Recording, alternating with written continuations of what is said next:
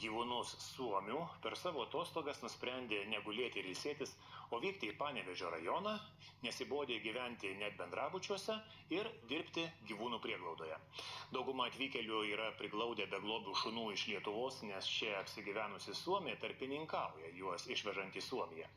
Per 7 metus Suomijoje net pažįstamai savo gyvenimus pakeitė mažiausiai 2000 beglobių šunų, pasakoja Violeta Launikaitienė.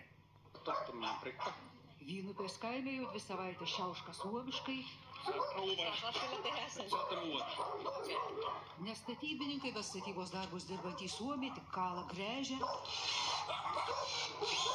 šunys loja.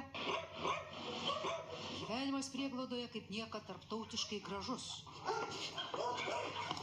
Daugiau kaip 20 suomių per atostogas nusprendė atvažiuoti į Panevėžį ir darbuotis besikuriančiuose gyvūnų namuose.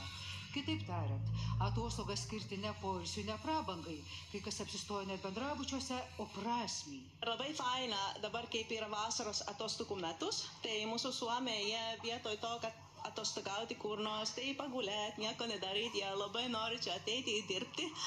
Ir kas faina, kad čia yra įvairūs žmonės. Tai yra mūsų šunų savininkai, yra mūsų organizacijos aktyvistai. Visi yra skirtingų amžių, skirtingų profesijų, iš skirtingų miestų.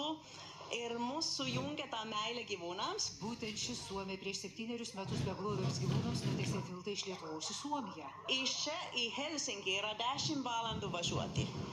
Ir skirtumas, gyvūnų gyvenimo skirtumas yra kaip diena ir naktis. Anot moters, Suomijoje yra prieglaudų, tik gyvūnų jose nėra. Lietuvoje atvirkščiai, gyvūnams prieglaudų maža.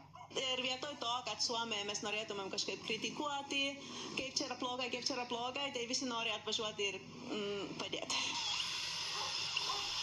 Gyvūnų organizacijos Suomijoje vadovė imasi vyriškiausių darbų, stato stoginę.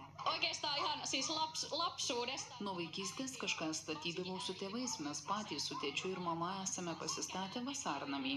Prieglaudos Panevėžio rajone vadovė neslepia, kad suomių gėris iki debesų, be graudenimosi šiomis dienomis neišeina. Suomiai dalis atsivežė įrankius patys, jie žinojo, ką nori daryti, medžiagas jie taip pat kai ką perka, kai ką mes turim. Kadangi prieglauda tik įsikūrimo stadijoje, todėl darbo per akis beglobių nemažėja, esą tik spėk juos pašerti, apkuopti, pavedžioti. Suomiai dirba nuo ankstyvo ryto iki vėlaus vakaro, todėl perėmė ir šunų priežiūrą. Prisipratino pikčiausius ir baikščiausius. Pitää antaa aikaa. Jiems reikia skirti labai daug laiko. Pavyzdžiui, šis šuo labai visus aploja, bet aš įeinu į voljerą ramiai, pabūnu su juo ir šuo pradeda pasitikėti. Suomiai labai ramūs. Net 3 lietuviškus šunis priglaudusi suomių pora sako, kad buvę beglobiai nerealūs. Labai gerai adaptavosi lietuviški šunys ir nėra jokio skirtumo iš Suomijos ar iš Lietuvos, loja vienodai. Nors šeima bando save valdyti, bet vienam beglobiui jau nesilaikė. No me päästiin kotiin viime kesänä. Šiaip mes jau turim 4 šunis, yra ką su jais veikti, bet šis Kinas, tai šuo, kurį mes su vyru labai įsimylėjom ir dabar kurpėme planą kada nors jį parsivežti.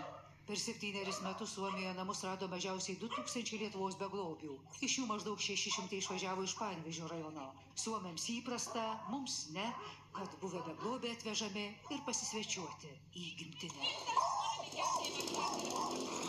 Violeta Launikaitienė, Egidijus Krikščiūnas, Panevėžys.